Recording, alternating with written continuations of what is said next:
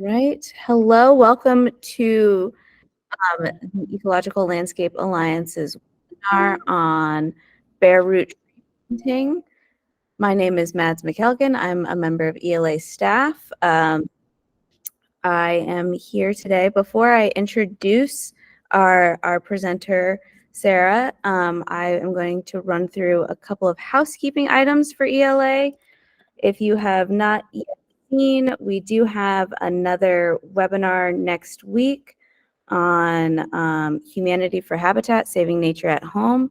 That will be at 6 p.m. Eastern on December 12th. Additionally, on February 21st and 22nd of 2024, ELA has its 30th annual conference in Eco Marketplace that is 100% virtual.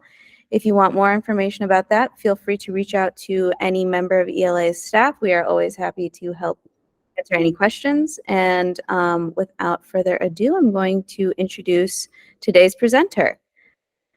Sara Evans is the Senior Manager and Curator of the Living Collection at the Greenwood Cemetery in Brooklyn, New York.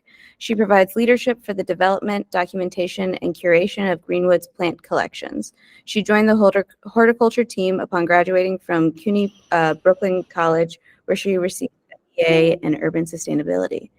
And without further ado, Sara, please take it away. Thank you. Thank you, Mads. Hi, everyone. I am tuning in from Middle Earth, as you can see. I'm just kidding. I'm tuning in from Brooklyn, New York. I would be really interested. This is my first ELA webinar. I would be really interested to know where everyone is sort of listening from. If you guys don't mind just popping that in the chat, just to learn more regionally. All right, so today I'm going to be talking about a really large bare root planting project that we did in 2022. It was actually funded by a grant from the Urban and Community Forestry grant. Oh, wow, Canada. I need to turn off the messages real quick, otherwise I'm just going to get distracted. From New York State's Department of Environmental Conservation. Bare root tree planting has always been, a lot of like large planting projects, there's always hesitation to use bare root trees because they have always been, considered a little more fragile, very time sensitive once you do get the trees out of the ground and putting them in the ground.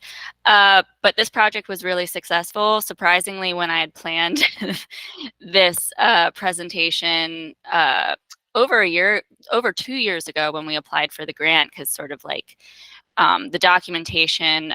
So I don't know where I dropped off. Instead of recounting it, I'm just going to start the presentation. I did want to say, though, that this bare root planting project that I'm going to be reviewing was funded by a grant from New York State DEC. It's their Urban and Community Forestry grant program. All right. So for those of you who have never been to Greenwood and do not know what Greenwood is the third founded rural cemetery in the United States. We are still an active cemetery since our founding in 1838. We have over 200 public and education programs each year, ranging from, education programs that are focused on school classes to really, really large events that have over 2,000 attendees. We are a National Historic Landmark since 2006. We span 478 acres, and our tree collection is accredited by Morton Arboretum's ArbNet program. So this number is actually a little outdated since I created this presentation. We now have over 8,500 trees in the collection that represent more than 823 unique species and cultivars. And we make our collection public available to the public. So if you all did want to visit our online digital map of our tree collection, you can just go to green-wood.com/trees. All right. So the main goal of our tree planting project is the fact that we, despite our large number of trees, we are losing our most mature trees at a fairly rapid rate. And in 2018, we did a thorough management plan and completed inventory of all the trees. And based on the structural and vigor integrity of some of the trees, we can project that we are going to be losing at least like 1,000 trees in the next 5 years. Since the inventory was taken in 2016, we have planted over 3,000 trees and we have lost over 1,000. We also did a canopy cover assessment using the U.S. Forest Service tool. I think it's called iTree Canopy. Back in 2016, the canopy cover covered about 35% of the cemetery. I recently did another analysis of our canopy cover because we acquired updated aerial imagery, and we have, despite our really aggressive tree planting, we have actually dropped in canopy cover, almost 2%. So our tree planting programs are pretty aggressive. On average, we have tried to plant around 400 trees each year, mostly done in-house too with our tree crew. But still, we have had plenty of, this I just wanted to sort of showcase some of our really large mature trees that have, just wanted to give everyone a couple examples of the size of trees that we are losing. On the left was a Norway maple, which we obviously no longer plant, but regardless, we have some of the largest Norway maples I've seen in New York City. And the tree on the right was a severely damaged tulip tree. That limb that is essentially like being held by a neighboring European beech. That limb measured about 38 inches in diameter when we were able to take it down. And these two trees, they were damaged and felled during a storm event that happened in August 2020. It was a totally freak storm. It was Tropical Storm Isaias, and Isaias like barely blew over New York City, but there was about 30 minutes of just total chaos where the winds were moving at upwards of like 80, 90 miles an hour and then just abruptly changed direction. So we lost about 45 trees in that 30 minutes and just damaged hundreds of other trees. All right, you can go to the next slide. I don't know if you all did see this. I don't know when my internet just froze, but this is a map showing all of our trees, all the treetops that are colored in white. Those are the trees that we project to lose over the next 5 years. All right, we can go to the next slide. Okay, so I talked a bit about our canopy cover and the number of trees we have. And from the aerial imagery, and even if you were to walk on the grounds of Greenwood, it really does look like we have a lot of tree planting opportunity. But that's just not the case. From this photo, you see a ton of just, bare lawn. If you want to go to the next slide, Mads. Great.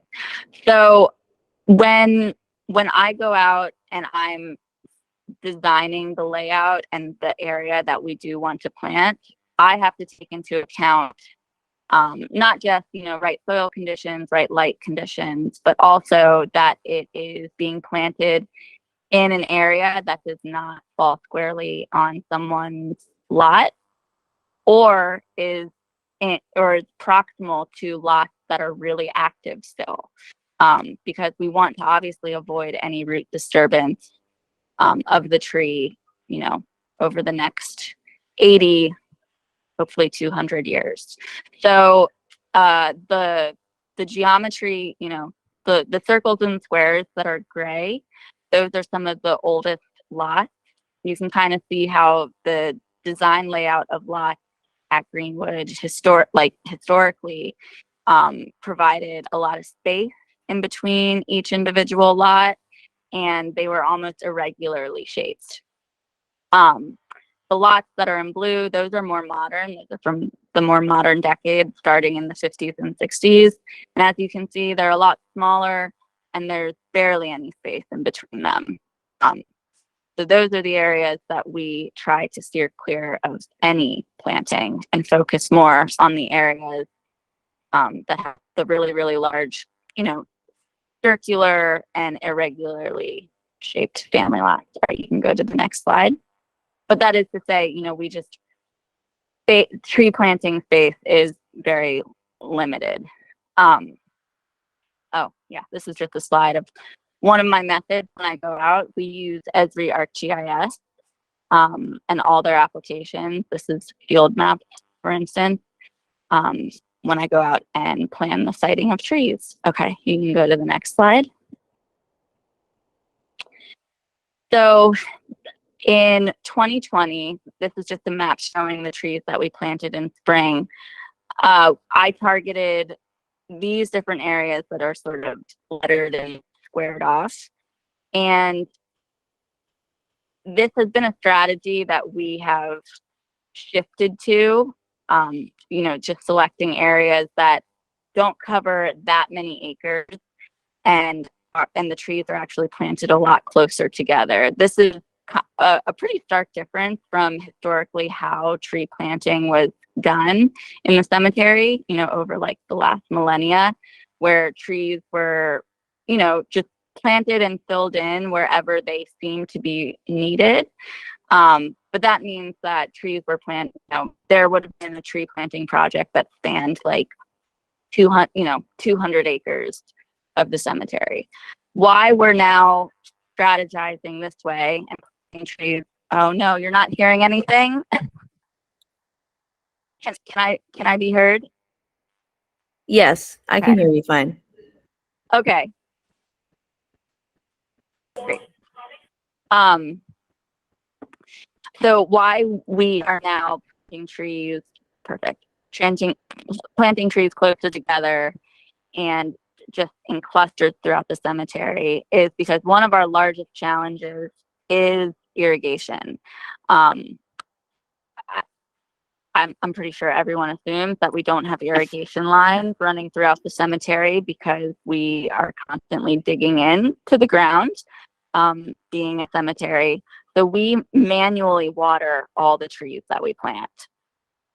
And it's done by my colleague Davey Soto, and he has a water wagon that is attached to either a Toro or a trailer, and he goes out and delivers 5 to 10 gallons of water per tree, roughly across 2 weeks. So each tree, we're actually pretty conservative with our watering on the first year of established trees, because that's kind of just like the reality of our labor resources.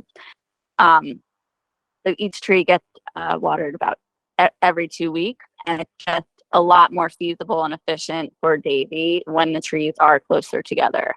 All right, you can go to the next one. Great.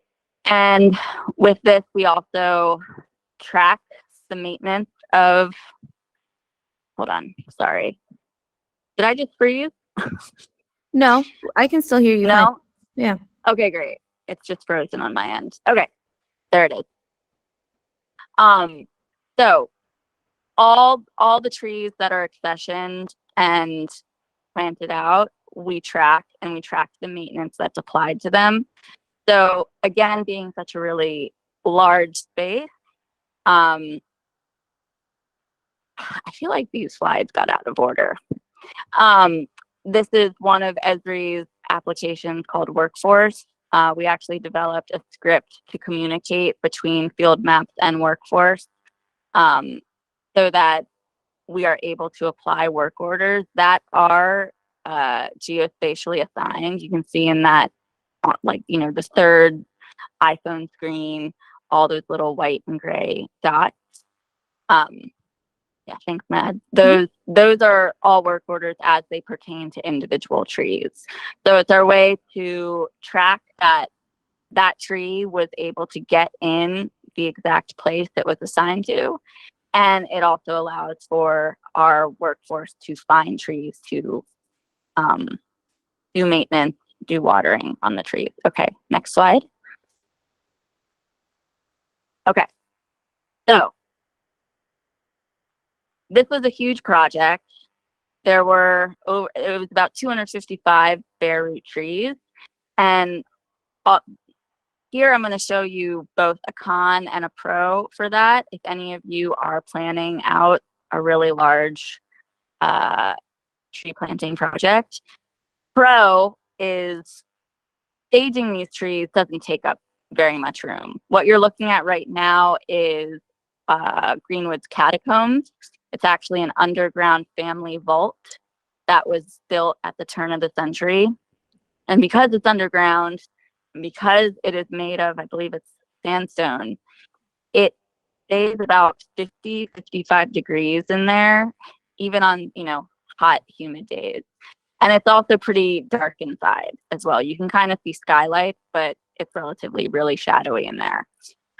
In this area, it's just served as a really great area to store the trees, because the main issue is that the roots are vulnerable to desiccation, right?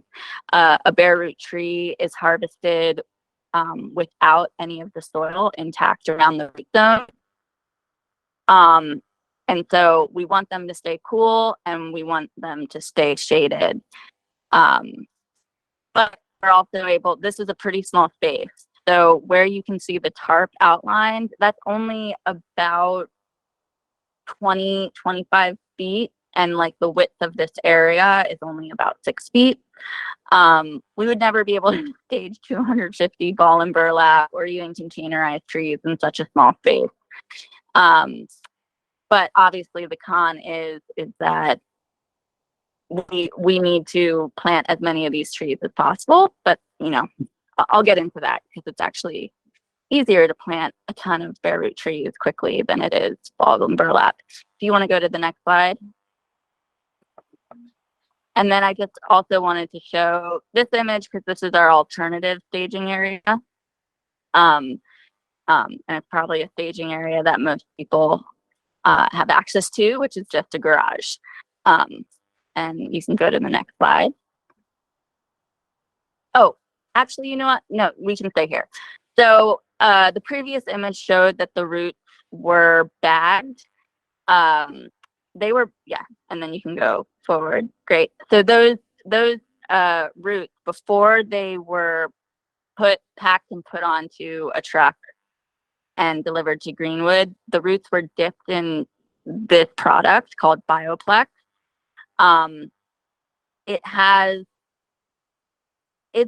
It's basically like a 3-ingredient.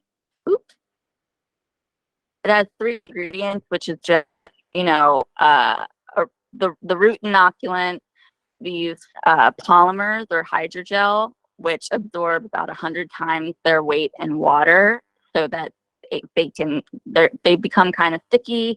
They're essentially the material that's inside diapers. They maintain sticky and keep everything really hydrated. And then there's also I think in the bare root gel, they also include different, just like there's no chloride and there's no salt, but I'm sorry, I'm very frazzled from all the disruptions. Fertilizers. And then on planting, we backfill with the Bioplex 5-in-1 complex, which doesn't have the root inoculant, but it does have the fertilizer, the polymers, so like the hydrogel, as well as different mycorrhizae of different fungi species and volcanic rock crystals to help reduce compaction and help aeration in the soil for the tree to establish.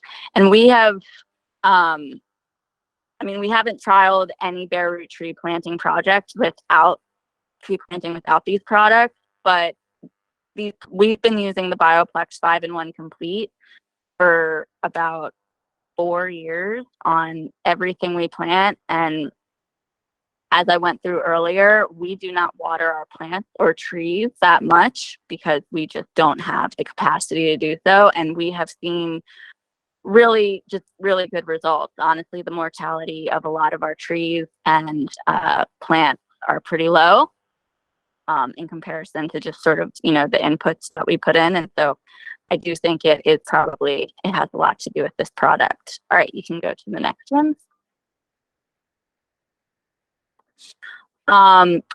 So because time is sort of the essence with bare root tree planting, we do start to prep the holes for the trees with this auger that's attached to our bobcat.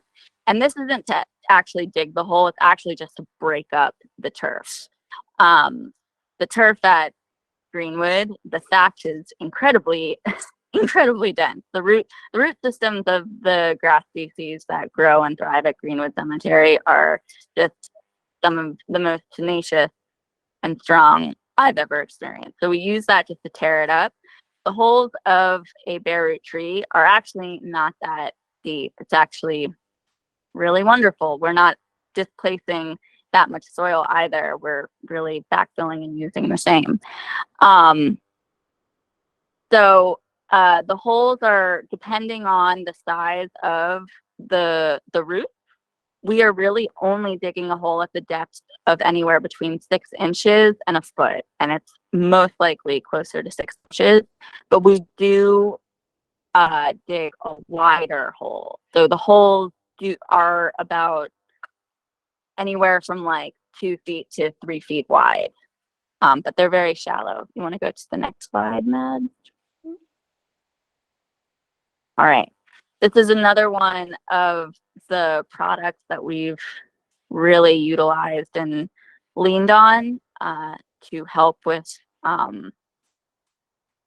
falls of our irrigation. And these are tree diapers, and they are kind of exactly what they sound like. They're porous fabric that's sewn together, and inside are polymer hydrogels to be able to retain any supplemental water that comes from rainfall or from the hand irrigation. And it just helps keep the root zones moist, the topsoil moist. It helps a little bit control weeds, not really, I will be honest. One of our main weeds, at least for our trees, is Bermuda grass. And so just the will that Bermuda grass has, that Bermuda grass will actually just like grow into the tree diaper, grow over it.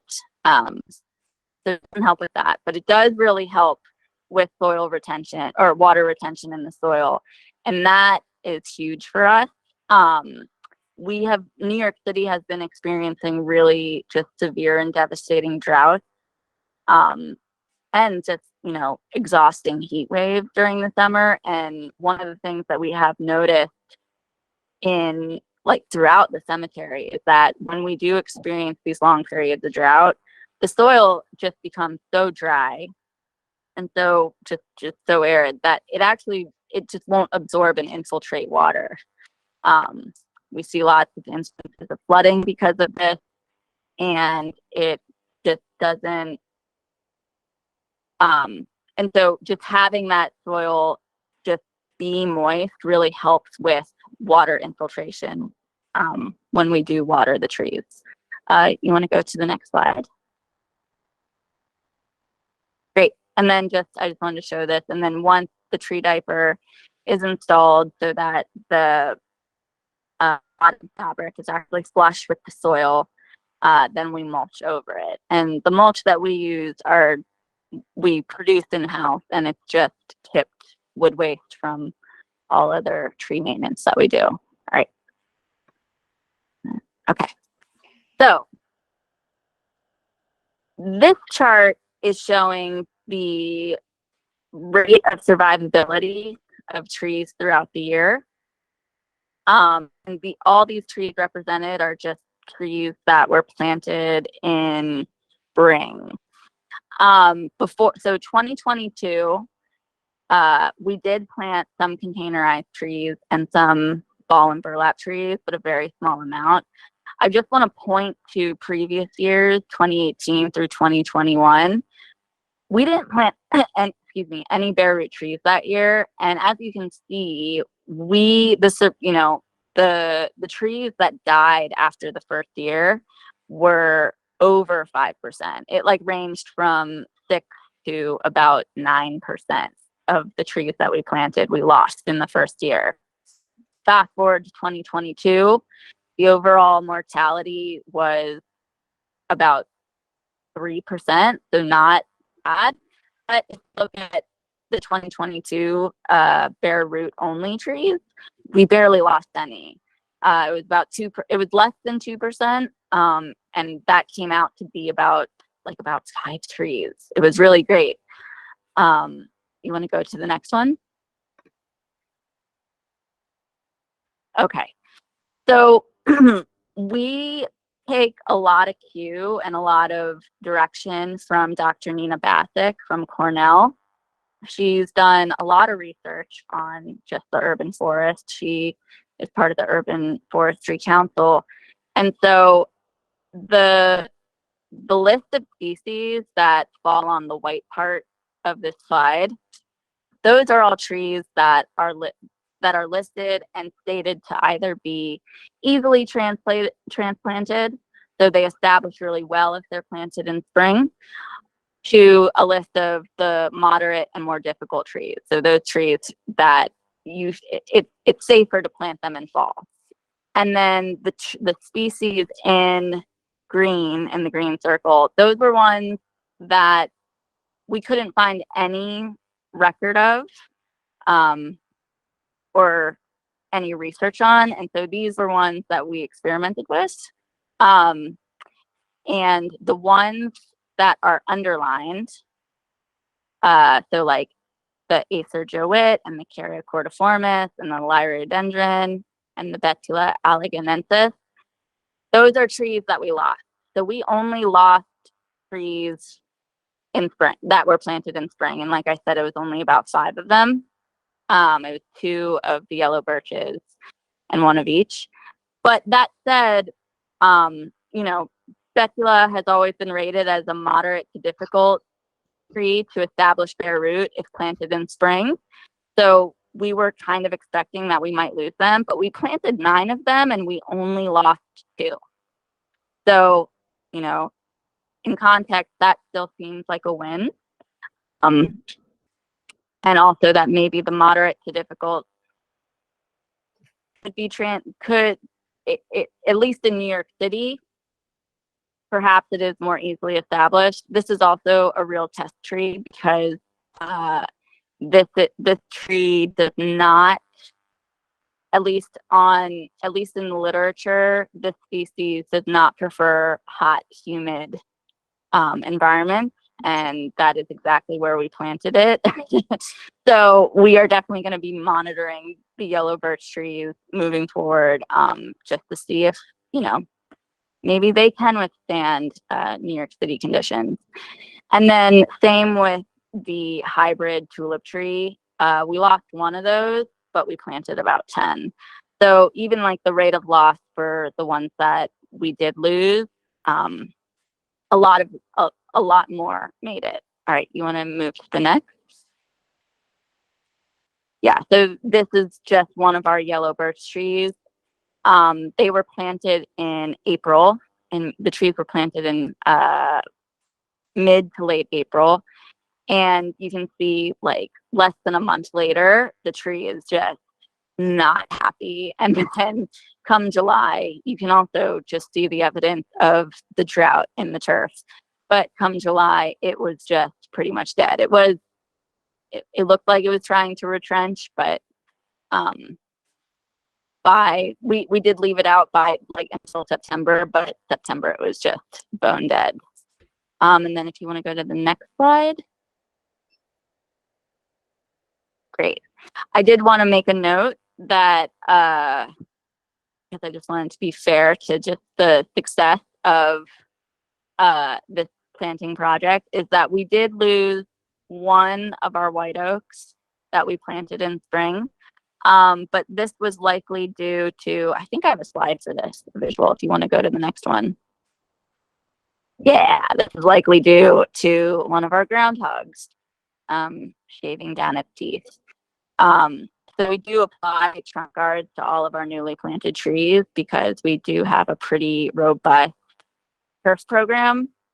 And so we want to protect it from any mechanical damage, but you know, sometimes the wildlife interferes. If you want to go to the right or next slide.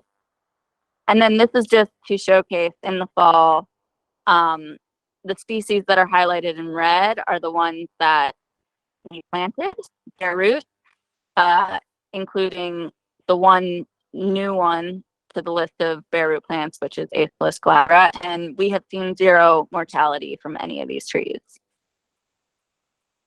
If you want to go to the next slide. Great. And I just wanted to showcase that bare root trees, they're not show-stopping size. You know, we only plant 1 to 1.5 inch caliper bare root trees. But you know, we have found, and this is not a secret, but you know, just the bigger that you plant, the less successful a tree establishes. And so we do try to plant smaller, and it seems like bare root is also a good way for us to get a lot of trees in the ground at low cost, and they seem to successfully establish better than any of our containerized or ball and burlap trees. Do you want to go to the next slide? So here is our it's the powder keg sugar maples, doing really well. Just trying to show you guys some photos of this. Go to the next one. Great. And here's the photo. The photo on the left are sweet gums. They're a 5th digit cultivar. And they just came in. They were planted in an area that got redeveloped, and it was designed by a landscape architect that I can't remember the name of right now. But these trees were enormous. They each weighed, you know, about 3,000 pounds. The caliper on them was between 6 and 9 inches. And I just, you know, wanted to point this out that we avoid hazards that are very unique to ball and burlap trees. So number one, the use of really large, heavy machinery to mobilize and move these trees to the areas that they need to be staged and then planted. We also avoid the hazard of just the burlap not being removed, so human error when planting trees. We also avoid a lot of potential injury that can come, as seen on the right, that can come from just these trees being enormously heavy. You know, bare root trees, they weigh approximately 15 to 20 pounds, right? They can just be hand carried with one hand by one person.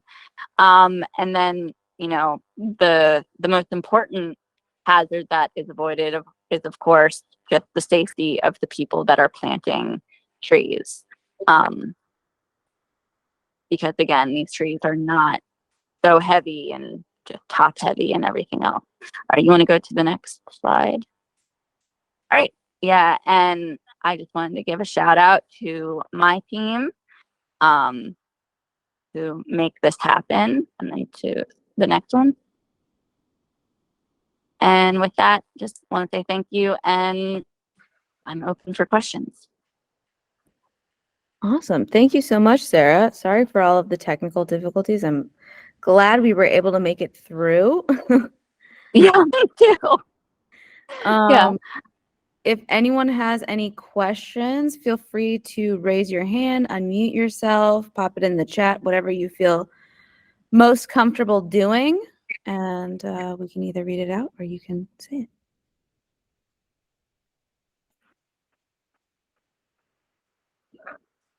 Yes, Russ, go for it. I think you have to unmute yourself. So press the microphone button at the bottom.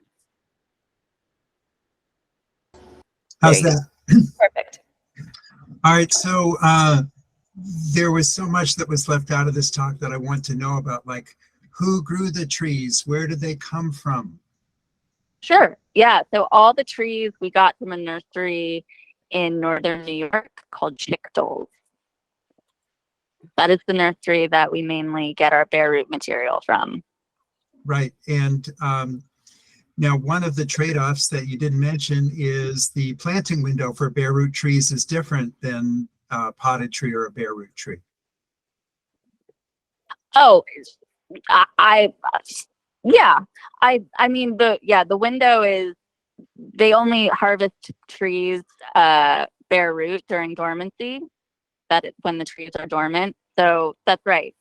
But that's not necessarily a disadvantage for us here. Just plant earlier, like, early mid-April. So you're doing it then, you're not attempting to do any fall bare root planting after the trees become dormant in the fall? Oh no, we do bare root tree planting in the fall. Okay. One of my slides showed the species that we did plant in the fall. And again, it's not necessarily a con for us. So at Greenwood, our full-time horticulture staff is about seven staff members that are arborists and some of them gardeners. We do have 3 seasonals that join us, but they end their season mid-October, which falls it's too early to plant bare root trees in the fall. Then, like, we don't get the nursery can't deliver the trees earlier than that. So I get, it's a challenge, but it's not a challenge for us, I guess, is the planting window, because we just prioritize it and allocate all the staff that's required and needed to do the planting. And did you say that the name of that nursery was Schichtel's, SCHI? That's right. Yeah. Okay, cool. Yeah. I will put the link to that nursery in the chat for a few of you who are asking. And before we get to you, James, there are a couple questions in the chat that I want to make sure Sarah sees. So the first one that we have is, do you have any issues with using a plastic gel product? So yeah, the answer is yes.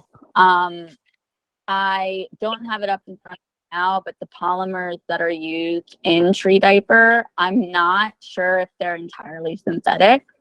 I think that they do break down, but with that said, we leave the tree diapers on for only about 2 years, and then remove them to avoid, them to escape the immediate environment. But yeah, we do. But we don't have, like I said, with just the challenges of irrigation, and we don't have too many other options. We have been experimenting with green mulching. So just planting more perennials and species that have deeper roots around the trees.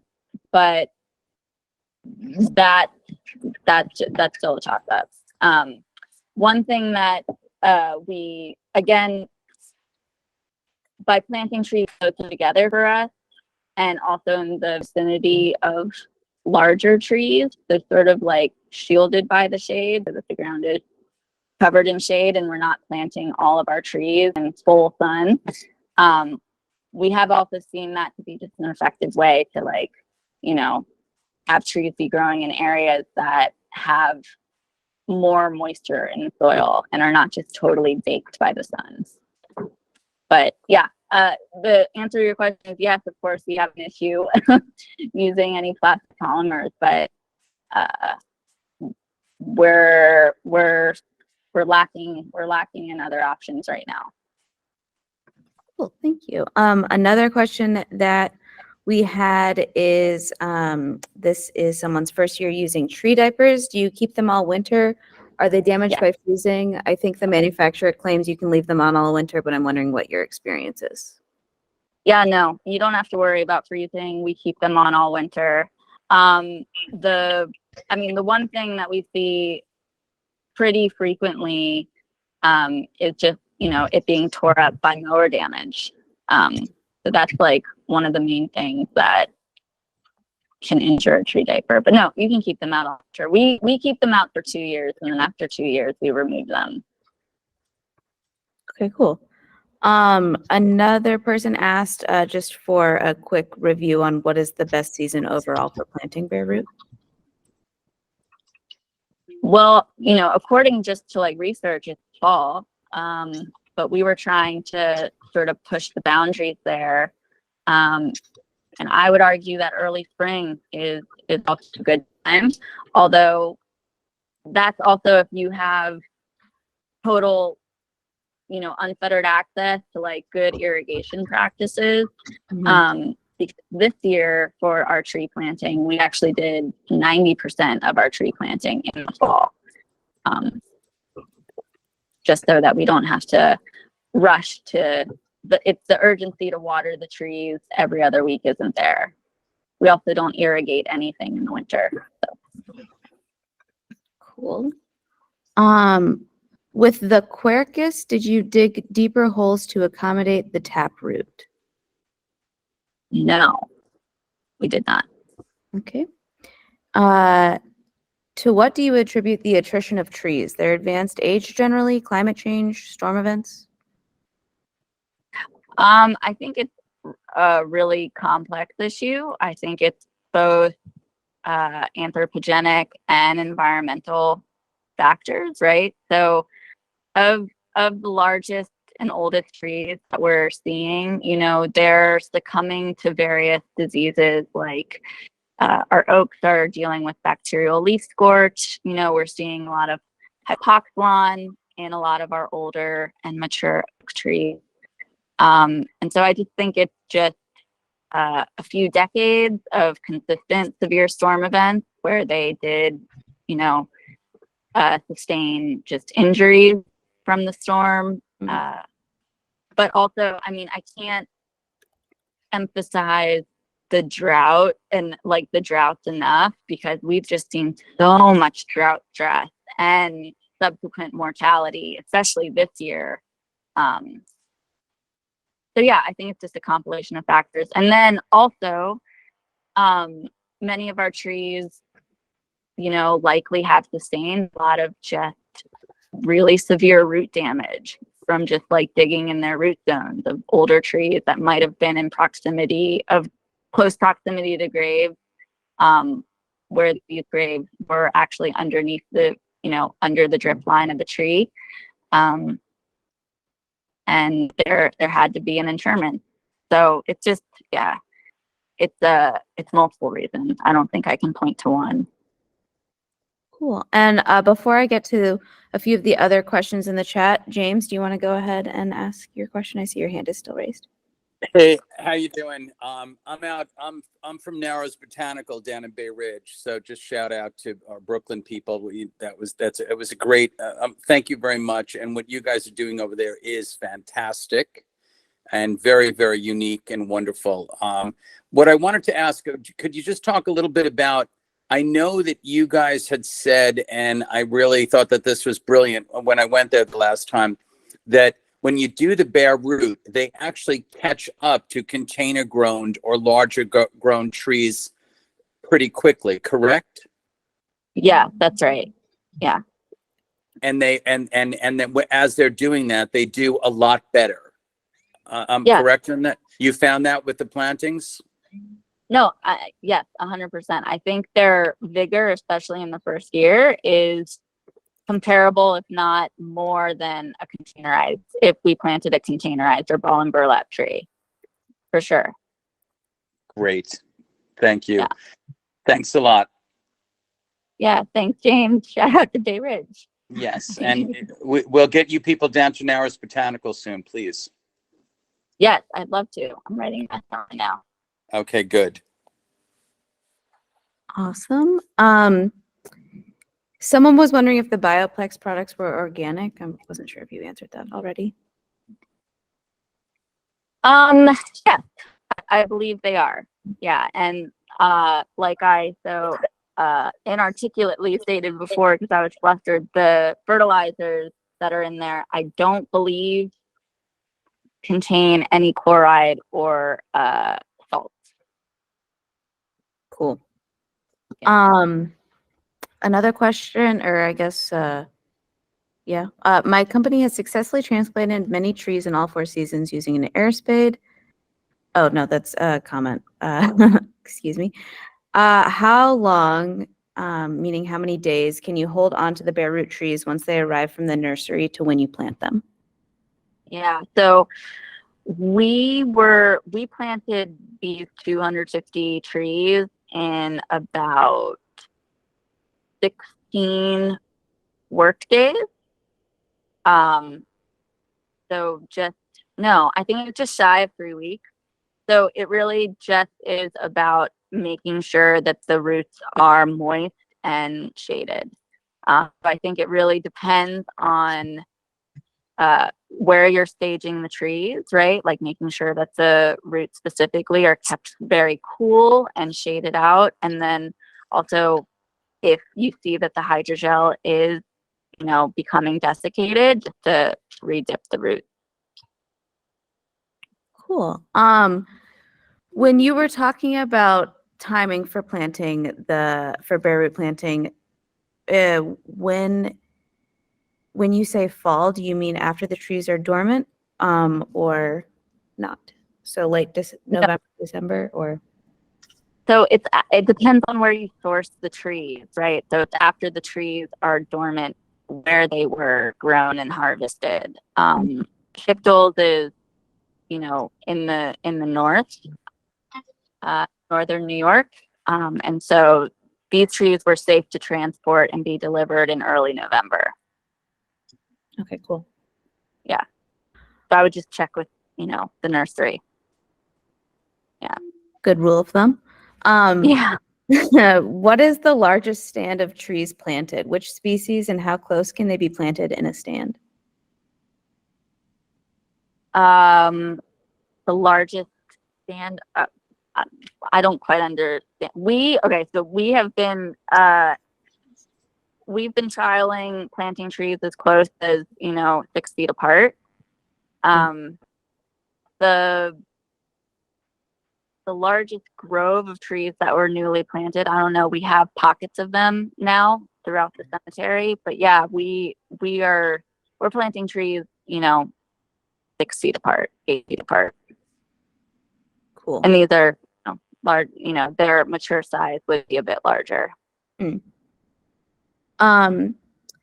Did you mention whether you have more or less success with natives versus non-natives, cultivars, or hybrids? And if not, would you care to add your thoughts on it?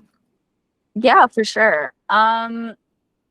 We have a good amount of success with, really it just does depend on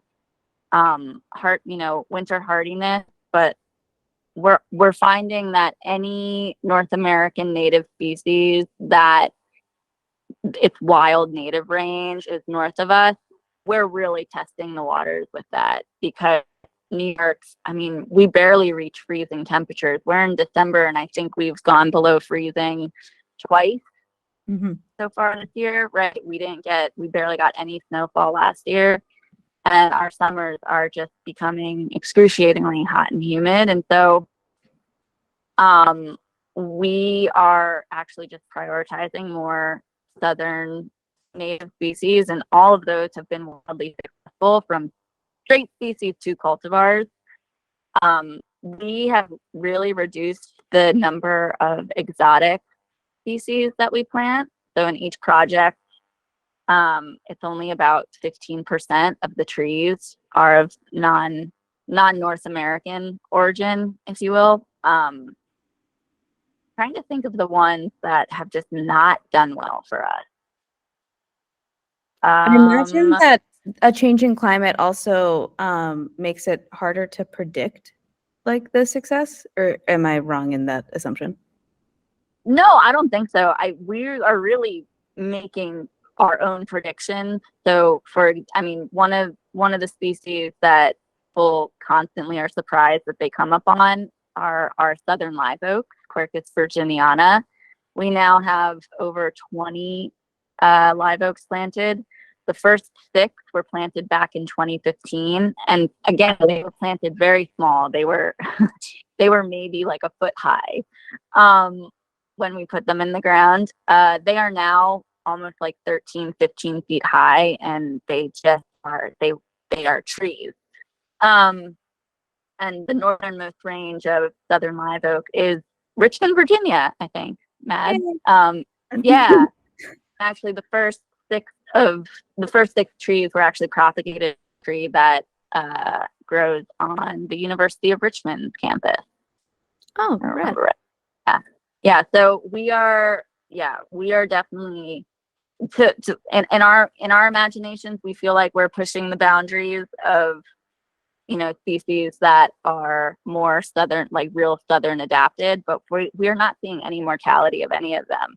I mean, another example would be the large leaf magnolia,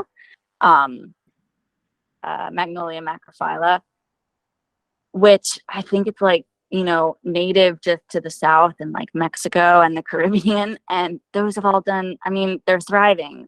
Two of the first ones that we planted over 4 years ago have like bloomed their second year in the ground. So wow. Yeah, I guess that one of the only species that we're not planting, and we're not planting anymore, but we do have some mature that are in our collection, are larix. So those are not doing well. They are not happy here at Greenwood. I know that the project that you referenced was funded by a grant, but if you could estimate, what is like how much 5-in-1 do you use when planting, and what is your average cost of supplies per tree? What was the first? Okay, so the average cost of supplies per tree. Yeah. It probably comes down with, like, if tree stakes are needed, arbor tie, tree diaper, and the bioplex. I would say about $40 a tree, but with the bare root trees, those trees averaged about $70 a tree. Okay. Yeah, so significantly less expensive than if we, planted ball or burlap trees. I know we just hit 1 p.m., but do you have time for like a few more questions before we head out? Awesome. Thank you. Yeah, for sure. Thank you. So since you are digging most holes just 6 inches deep, I assume existing soil compaction is not an issue. How do you prepare the planting area if you have to deal with a compacted site?